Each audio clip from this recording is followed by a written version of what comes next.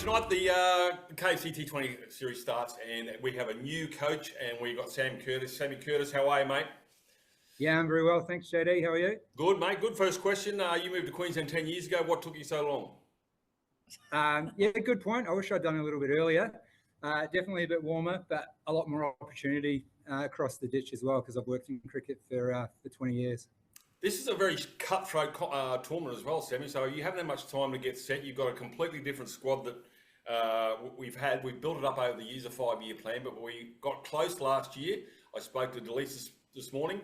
The mantra is we're playing to win, not here for a good time. Am I right? Well, we're actually here for both. We want to enjoy it while we're trying to win games of cricket. So I think historically there might have been a bit of we're just happy to be here and happy to compete, but now we've sort of got to the point where we want to win games of cricket. And I think when you're winning games of cricket, your culture is obviously strong as well, and you're attractive to potential recruits in the future as well.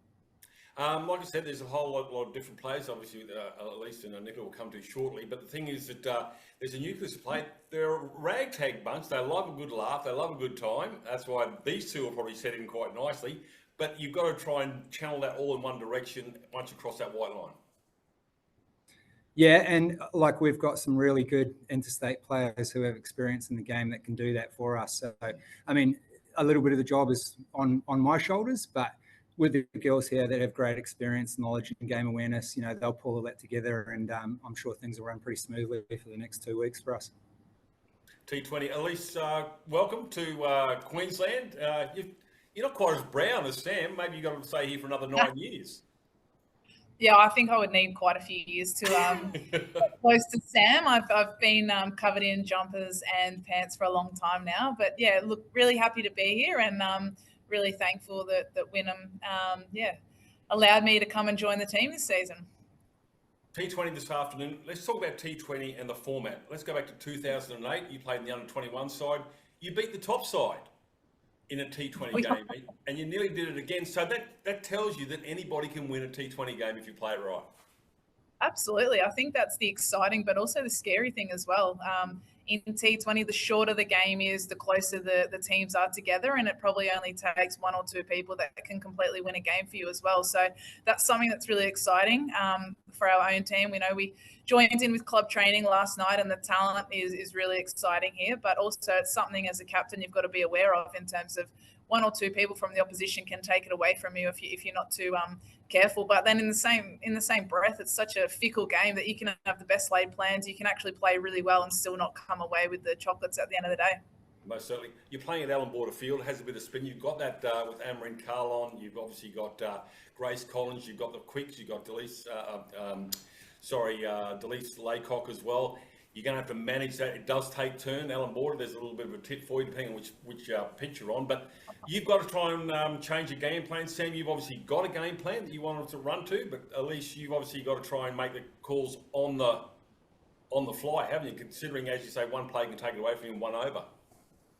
Yeah, absolutely. The great thing is Clodagh, the vice captain, she's got great experience with the girls and knows our team really well. So I'll definitely be leaning into her experience and her knowledge and background of not just our own girls, but also the opposition players as well. So I think, as captain, it's really important to utilise the resources around you, and she'll be a really huge factor for me. And just making sure I talk to the girls about what they're comfortable with, what sort of fields they like. And at the end of the day, I'm pretty process driven. Really, really happy for the bowlers to sort of take control of their fields and, get those processes right. And then I feel like if we get that, then we just live with the outcome, whatever that is.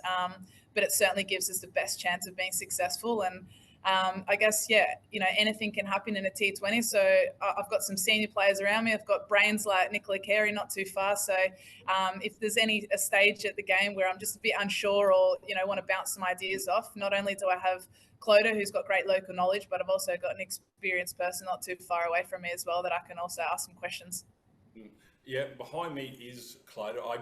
Her eyes aren't in, and that's for a very good reason, because I nicknamed her the animal. I'm telling you, don't want to make eye contact with that woman out on the cricket field. She is a beast. She loves it. She's very passionate. When she takes a wicket, and a big wicket, she has an Andy Bickle. You'll have a look at it when she goes that little leap afterwards. So, look, Clodagh's certainly an exceptional talent. She's not very old either, which she's got a great future ahead of her. Nicola, yourself, I want to ask you, the Welsh Fire. How did you end up playing for the Welsh Fire, and now you're at Wynnum? You are certainly a journeyman. Yeah, I've got an affinity for teams with the starting with the letter W. No, I was there. I was there as a, what did they call it? What sort of like a wild card. A wild card. That was it. Wild card. W. Yeah. Yeah. So are you a wild card though, Nicola? Are you a wild? I'm not that wild actually. No, not that wild. So yeah, it wasn't really that fitting in the end. But no, I really enjoyed that experience over there at the 100. It was obviously an interesting tournament, a little bit different to T20. But yeah, it was a good experience, and yeah, now I'm here at Wynnum. Okay, you are at Wynnum. Warmer conditions. Obviously, you played down south. Does that affect how you play? I know it's been a little bit rainy of late, but does that bother you? It's a short format, but do you find that there's a little bit of stress factor in there because of the heat at all? Not really. I find it more stressful playing in the cold, to be honest. More stressed about breaking a finger in the field. But I'm actually really, I mean, obviously it's, everyone talks about Hobart freezing cold, and they're not wrong. It is pretty cold down there. So we're actually really excited to be up here in the heat, loving the warm weather. It's winter, so it's beautiful up here, and we can't wait to get out there. Okay, you've played in the Big Bash. There are some players in the Western Suburbs side you're playing against. Obviously, Holly Fielding being one of those. I told Elyse to try and get underneath Holly's skin, stir her up, get her off a game. Not hard to do, as we all know. She is a firebrand as well. You know the opposition, so Clodagh doesn't know some of the players you know, as Elyse is heading towards. So you obviously have the knowledge of the players that are played in the Big Bash. Yeah, a few of them. I think there's probably, 3 or 4 of them that we've probably come up against. So I guess that's our job, having played against those girls a fair amount of times over the last few years, to bring that knowledge to the group. And I guess it works both ways. There's a lot of local players that we don't know too much about just yet. So as Elyse mentioned, using Clodagh and the other girls in the squad, I guess, to get a bit of an inkling on what some of these girls do. And it's a really nice way to collaborate together and get our team plan working for us. All right, I've got to ask a question. Chloe, apparently she can lick her elbow. Is this true? Chloe Paparo? Yeah, it's true. I don't know. Well, that'll be the first thing I'll be asking her to do when I see her. We're living with her at the moment. I've been saying all afternoon. Yeah. Ask and see how she goes, but if she can do that, she can do absolutely anything. So see how you go. Sammy, listen, I'll let you go. A big game this afternoon. It's such a short tournament. You really got to get off to a flyer straight away. Western Suburbs, always a strong outfit, but the Seagulls are looking promising. The 5-year plan's strong. You're looking delicious, my man. The girls are looking great. We're ready to rumble. Let's take on the dish lickers and see if we can come up with some the top points today. So thanks for your time, guys. Thanks, Thank Eddie. you. Good to see you. Yes, thank you.